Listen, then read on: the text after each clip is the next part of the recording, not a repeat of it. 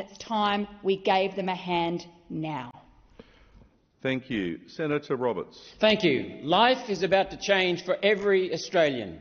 As much as Senator Gallagher seeks to downplay the significance of introducing one central digital identifier for each and every Australian, the reality is this is the most significant legislation I've seen in my time in the Senate.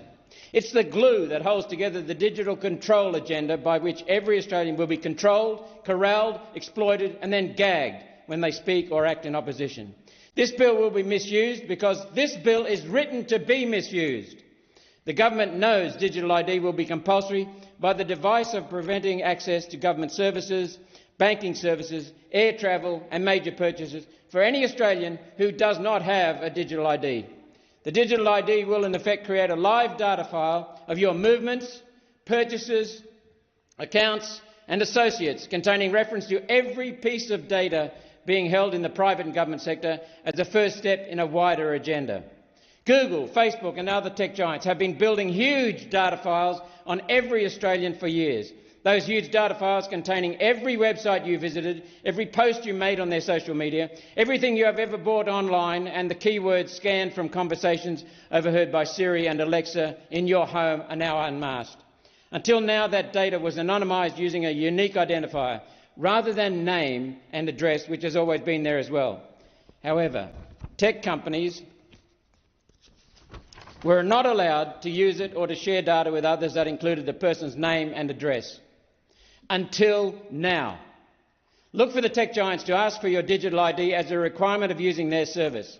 The point of that exercise is to ensure they put the right name on the right data treasure trove. It's not just the tech giants into the data gold rush. Those reward cards you scan at the checkout have included terms and conditions to allow Coles and Woolies to make a record of every purchase you have made for years. This is why the Liberal Party has moved amendments to the Digital ID Bill to bring private corporations into this rollout earlier. All those treasure troves of data, worth billions, trillions, that have been accumulated for years illegally, all that unrealised profit just sitting there has been too much of a temptation for the Liberal Nationals to resist, and to now join with Labor in pushing digital ID. President, those listening at home may be wondering how an individual could avoid being drawn into this net of data, trading and surveillance.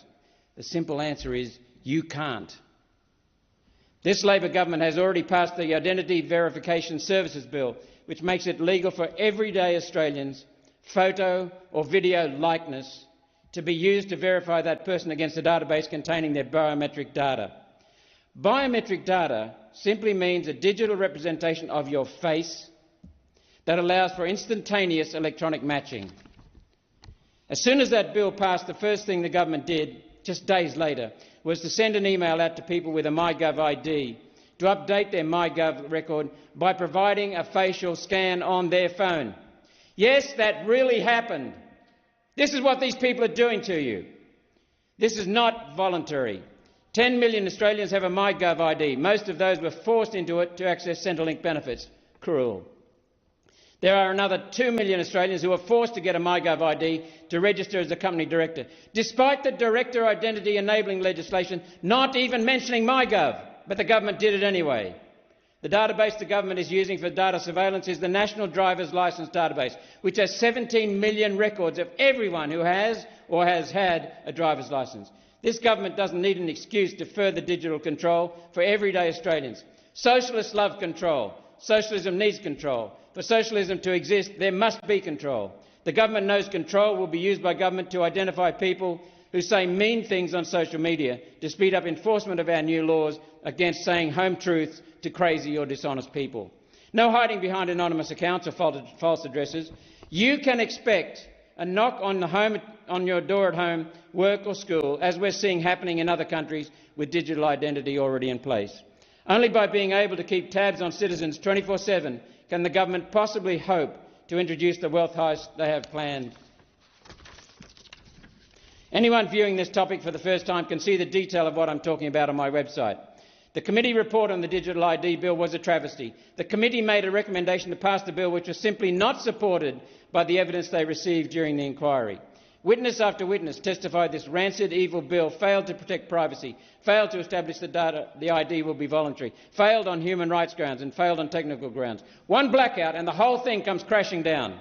Yet all these valid criticisms from leading organisations who, unlike the government, know what they're talking about, were simply ignored. Thank you, Senator Roberts. Senator Green.